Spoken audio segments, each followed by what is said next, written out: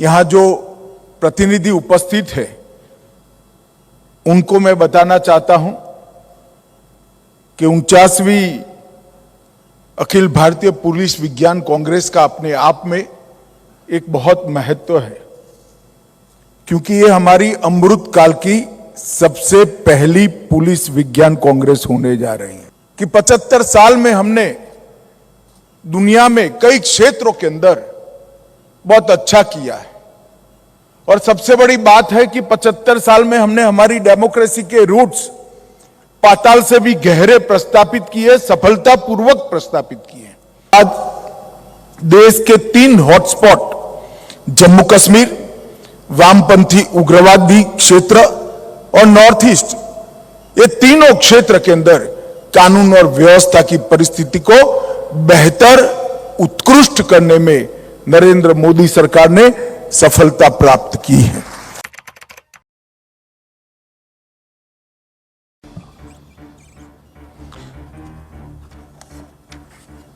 आज के इस महत्वपूर्ण कार्यक्रम में मेरे साथ मंच पर उपस्थित उत्तराखंड के लोकप्रिय मुख्यमंत्री श्रीमान पुष्कर सिंह धामी जी,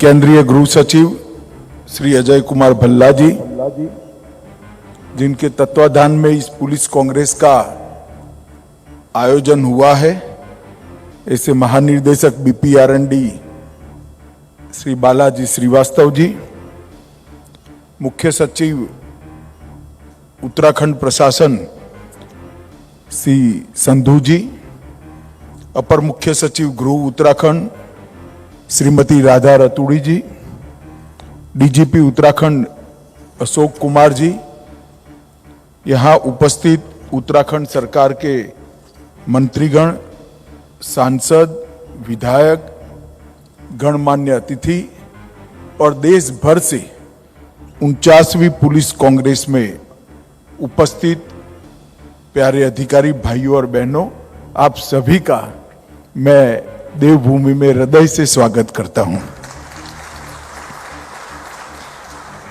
मेरे लिए बहुत हर्ष का विषय है कि 49वीं अखिल भारतीय पुलिस विज्ञान कांग्रेस के अंदर आज इस देवभूमि में मैं आप सबके सामने उपस्थित हुआ हूं।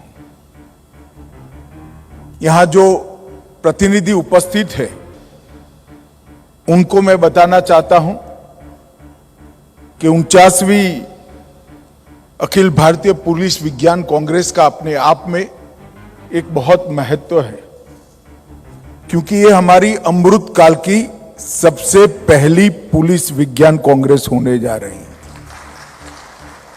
आजादी के अमृत महोत्सव के बाद हमारे प्रधानमंत्री नरेंद्र मोदी जी ने देश की 130 करोड़ की जनता के सामने एक लक्ष्य रखा है कि 75 साल में हमने दुनिया में कई क्षेत्रों के अंदर बहुत अच्छा किया है। और सबसे बड़ी बात है कि 75 साल में हमने हमारी डेमोक्रेसी के रूट्स पाताल से भी गहरे प्रस्तापित किए, सफलतापूर्वक प्रस्तापित किए।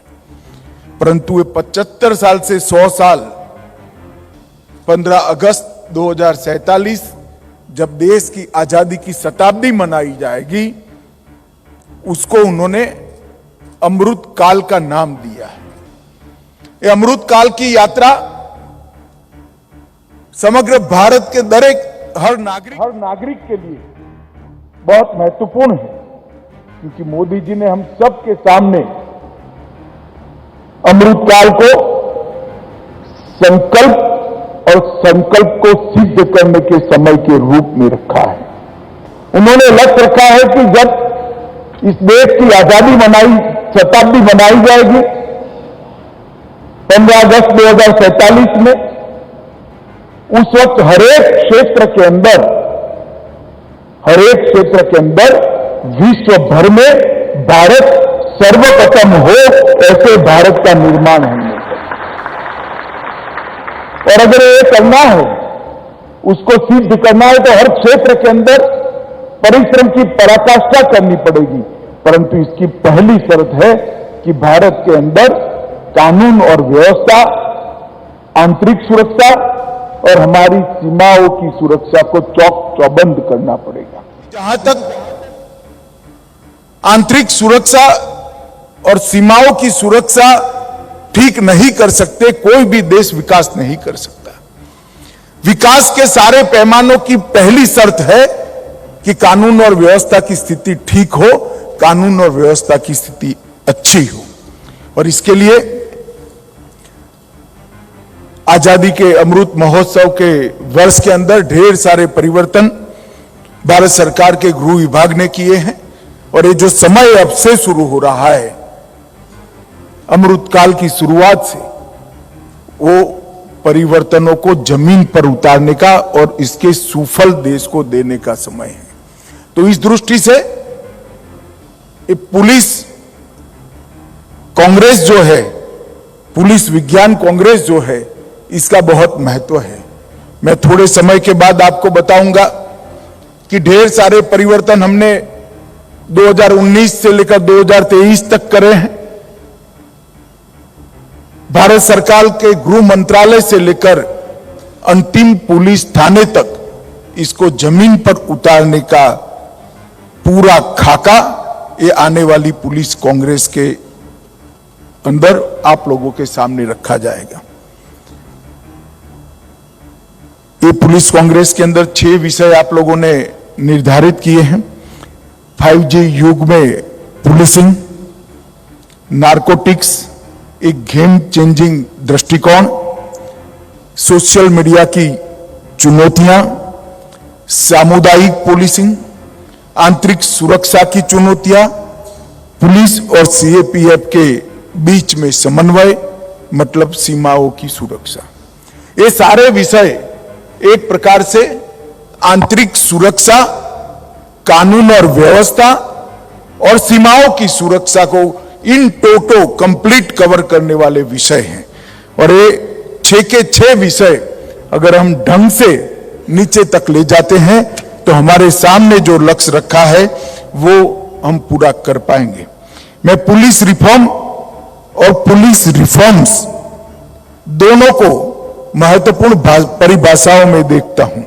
मित्रों, विगत 9 साल के अंदर नरेंद्र मोदी जी के प्रधानमंत्री बनने के बाद देश के 3 हॉटस्पॉट, जम्मू कश्मीर, वामपंथी उग्रवादी क्षेत्र और नॉर्थ ईस्ट, ये तीनों क्षेत्र के अंदर कानून और व्यवस्था की परिस्थिति को बेहतर, उत्कृष्ट करने में नरेंद्र मोदी सरकार ने सफलता प्राप्त की है। मैं आज ढंग से कह सकता हूं कि आज धारा 370 के उन्मूलन के बाद जम्मू कश्मीर की स्थिति देखकर देश का हर एक नागरिक चैन की सांस ले सकता है कि हमारा जम्मू कश्मीर हमेशा के लिए अब भारत का हिस्सा बन चुका है, इसको कोई हमसे विमुक्त नहीं। इसी तरह से वामपंथी उग्रवादी क्षेत्र के अंदर घटती हिंसा के कारण वहां विकास गांव तक, व्यक्ति तक पहुंचने लगा है। हर गली, हर मोहल्ले में, हर गांव के अंदर स्वास्थ्य, शिक्षा और इंफ्रास्ट्रक्चर के नए युग का आगाज हुआ है। और उत्तर पूर्व को भी शांति से जोड़ने में नरेंद्र मोदी सरकार को सफलता मिली है। ये तीनों हॉटस्पॉट के आंकड़ों को जरा देखें तो मैं यूपीए और एनडीए के शासनकाल के आंकड़े आपके सामने रखना चाहता हूं। यूपीए के 2004 से 14 के शासनकाल के अंदर हिंसक घटनाएं 10 साल में 33,200 थी। ये तीनों हॉटस्पॉट पर 33,200 हिंसक घटनाएं थी। और 2014 से 29 के 9 साल के अंदर, 2014 से 23 के 9 साल के अंदर 10 साल की 33,200 के सामने 12,358 ही हिंसक घटनाएं हुई। और कुल मृत्यु सिक्योरिटी पर्सोनल और नागरिकों की मृत्यु 11,947 10 साल के अंदर हुए थे। और 9 साल के अंदर 11,947 के बनाम सिर्फ 3,240 हुए हैं। और मैं आपको विश्वास दिलाता हूं कि आने वाले 5 साल के अंदर ये इससे भी कम हो जाएंगे। ये भारत के सामान्य अपने जो राज्य हैं इसी प्रकार के क्षेत्र बनेंगे, इसका मुझे पूरा भरोसा है। मित्रों, आज यहाँ पर 49वीं अखिल भारतीय पुलिस विज्ञान कांग्रेस का कॉम्पोडियम, ब्यूरो की प्रतिष्ठित हिंदी पत्रिका पुलिस विज्ञान और Uttarakhand police marching with the times, इसका भी प्रकाशन हुआ है।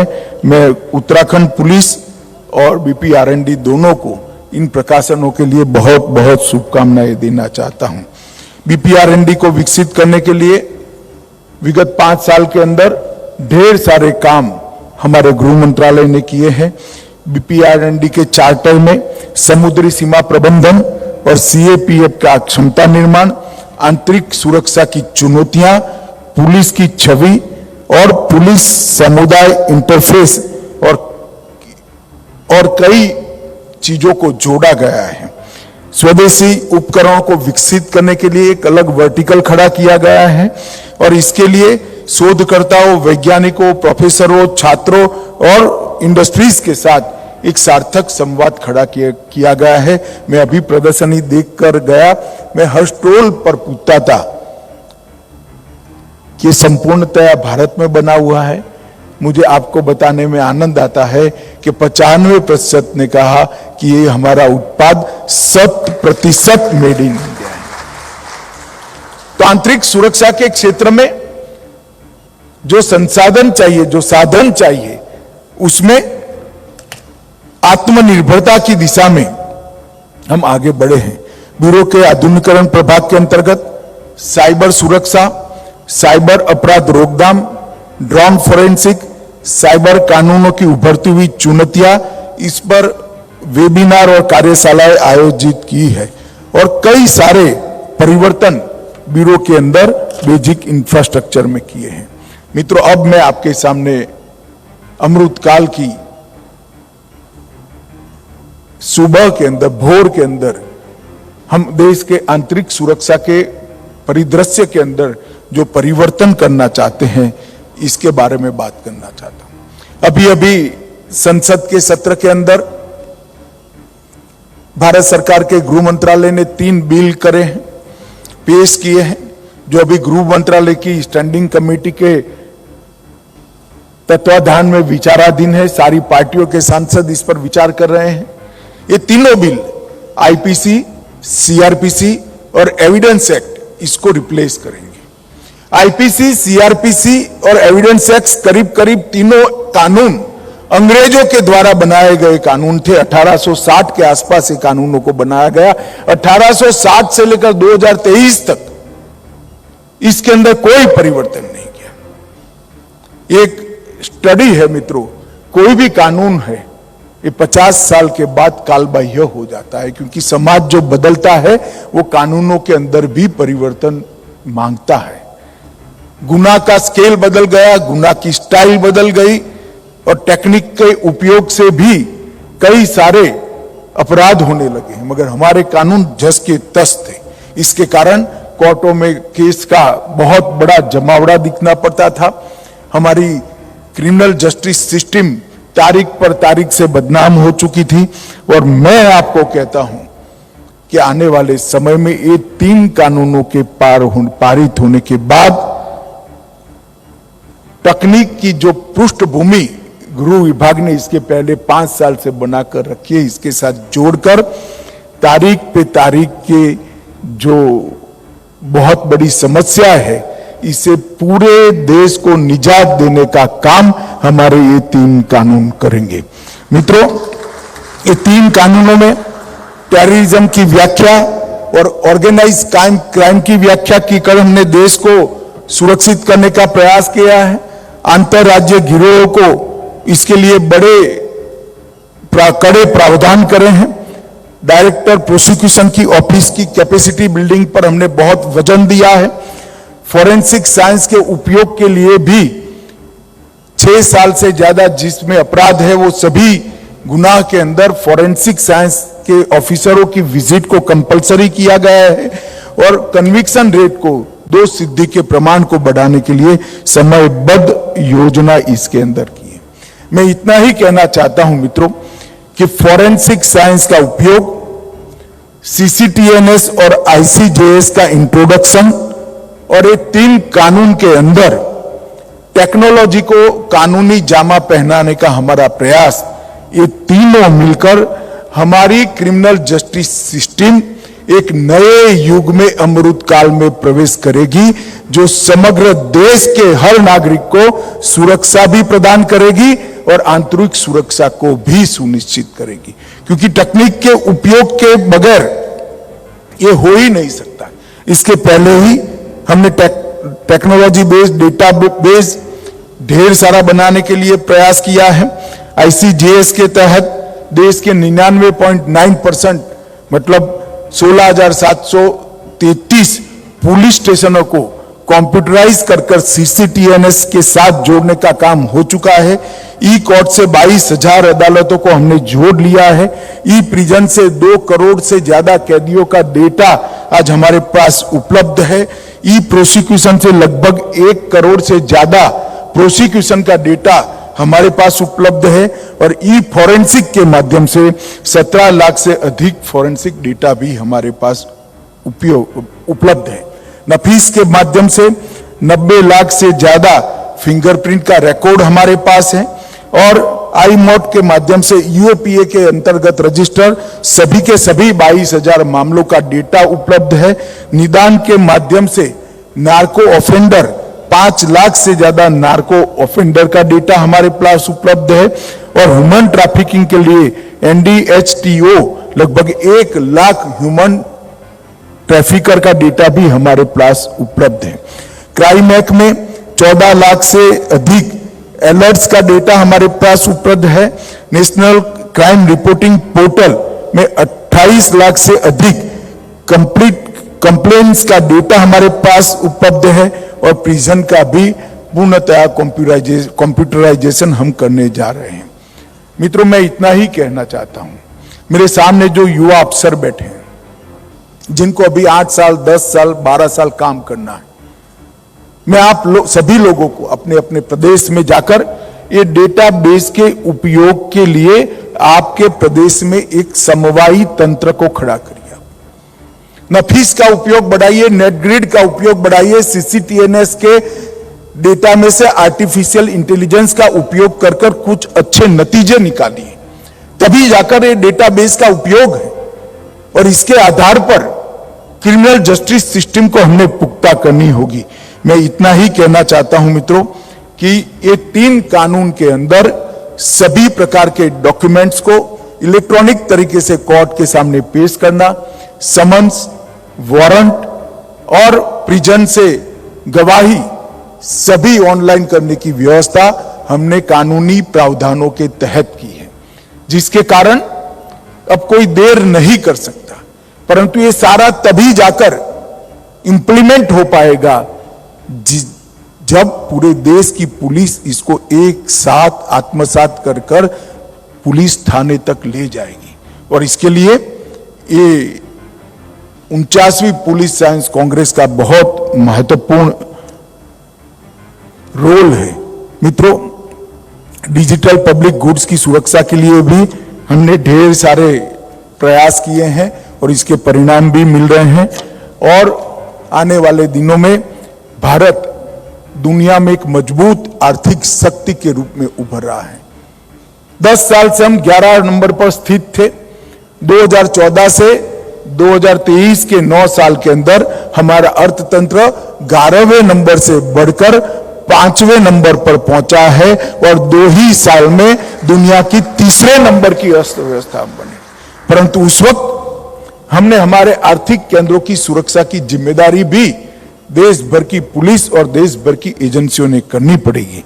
इसलिए हमने इसके लिए देश को तैयार करने पड़ेंगे। जब $5 ट्रिलियन की इकोनॉमी बनती है, G20 की बैठक के माध्यम से भारत का बढ़ता हुआ राजनीतिक कद होता है, तब कई सारी चुनौतियां अपने आप हमारे सामने खड़ी होती है। वो चुनौतियों को मुकाबला करने के लिए देश भर की पुलिस ने अपने आप को तैयार करना पड़ेगा। इस दिशा में मैं क्रिटिकल इंफ्रास्ट्रक्चर की सिक्योरिटी जैसे नए विषयों पर भी हमारे युवा ऑफिसर्स ने काम करना पड़ेगा। मित्रों, मेरा आप सभी से अनुरोध है, काउंटर टेररिज्म के अप्रोच में जीरो टॉलरेंस की पॉलिसी से आगे बढ़कर जीरो टॉलरेंस स्ट्रेटेजी और जीरो टॉलरेंस एक्शन की दिशा में आगे बढ़ना पड़ेगा। अब समय आ गया है कि आतंकवाद को इस देश में से मूल समेत उखाड़कर फेंक देने का टाइम आ गया है। अब कभी भी ये देश आतंकवाद को सहन न करे, इस प्रकार का देश भर के पुलिस तंत्र का मूड हमने एक साथ मिलकर बनाना है और इसके लिए हमने ढेर सारा काम किया है। मैं राज्यों की पुलिस से भी बहुत सारी अपेक्षा करता हूं। विभिन्न एजेंसियों के बीच में राज्य पुलिसों ने समन्वय बढ़ाना चाहिए। राष्ट्रीय रक्षा शक्ति यूनिवर्सिटी और फॉरेंसिक साइंस यूनिवर्सिटी के साथ देश भर की पुलिस अपने आप को संबद्ध करे। मोडस ऑपरेंडी ब्यूरो का स्टडी कर कर अपने यहां भी मोडस ऑपरेंडी ब्यूरो बनाने की शुरुआत करे। डायरेक्टर प्रोसिक्यूशन की व्यवस्था को और स्ट्रेंथी करे। बीट को चंडीगढ़ पुलिस का एक स्टडी देख एक सक्सेस स्टोरी देख लीजिए। बीट को हम पुनर्जीवित करें, परेड को नियमित करें और खबरी प्रणाली को भी फिर से एक बार पुनर्जीवित करें। टेक्नोलॉजी पर आधार रखना कोई बुरी बात नहीं है, मगर इंटेलिजेंस का बेसिक नेचर है कि इंटेलिजेंस का एनालिसिस तो मानव दिमाग से अच्छा और कोई नहीं कर सकता। तो खबरी की प्रणाली को भी हमने पुनर्जीवित करना पड़ेगा। डॉग स्क्वाड, हॉर्स स्क्वाड, ये सब चीजों दकियानुसी लगने लगी है। मेरा आप सभी से अनुरोध है कि सबका अपनी अपनी जगह पे एक बहुत महत्वपूर्ण है। तटीय राज्यों के जो पुलिस विभाग से प्रतिनिधि यहाँ आए हैं, उनको मेरा कहना है कि इनकी ट्रेनिंग के लिए भी एक अलग व्यवस्था हमने करी है, उसको आप जरूर इसका उपयोग आपका राज्य करे। LWE क्षेत्रों में, फॉरवर्ड क्षेत्रों में बेस कैंप की स्थापना का जो प्रयास चल रहा है, ये वामपंथी उग्रवादी क्षेत्र राज्यों ने इसमें अपना सहयोग करना चाहिए और एमकोड के मैकेनिज्म को मजबूती देने के लिए जिला स्तर की मीटिंग पर भी नारकोटिक्स के खिलाफ लड़ाई के लिए मजबूत करना पड़ेगा। राज्य का साइबर सुरक्षा ऑडिट, युवा अफसर इस पर विशेष ध्यान दे और सोशल मीडिया की लगातार मॉनिटरिंग और हमारे यहाँ जो विदेश से वीजा लेकर आते हैं उनकी मॉनिटरिंग के लिए भी आगे बढ़ना पड़ेगा। विषय ढेर सारे हैं मित्रों, आपके पास 2 दिन है। अभी जो 6 विषय तय करे हैं, मैं आशा करता हूं कि इस पर गहन चिंता होगी, चर्चा होगी और कुछ एक्शनेबल पॉइंट जरूर निकलेंगे जिसके आधार पर भारत का गृह विभाग कोई कार्य योजना बना पाए। और विशेषकर यहाँ जो युवा अफसर है उनको मैं कहना चाहता हूं कि अमृत काल में भारत को सुरक्षित करने की जिम्मेदारी आपके कंधों पर है। ये 25 साल भारत के लिए बड़े महत्वपूर्ण है। ये 25 साल भारत में हर क्षेत्र के अंदर दुनिया में सर्वप्रथम बनाने के 25 साल है। हमारी क्रिमिनल जस्टिस सिस्टम भी 2047 में दुनिया के सारे देशों में सबसे उत्तम क्रिमिनल जस्टिस सिस्टम हो, इस प्रकार का हम प्रयास करें। यही मेरी आप सबसे अभ्यर्थना है। मोदी जी ने हमारे सामने एक स्वप्न रखा है, स्वप्न को साकार करने के लिए हम सब कंधे से कंधा मिलाकर आगे बढ़े, यही अभ्यर्थना। बहुत बहुत शुभकामनाएं आपको ये 2 दिन के सेमिनार के लिए और आगे जाकर अपने राज्य में जाकर इस स्पिरिट को आप थाने तक पहुंचाएंगे, ऐसी अपेक्षा भी आप लोगों से करता हूं। वंदे मातरम, भारत माता।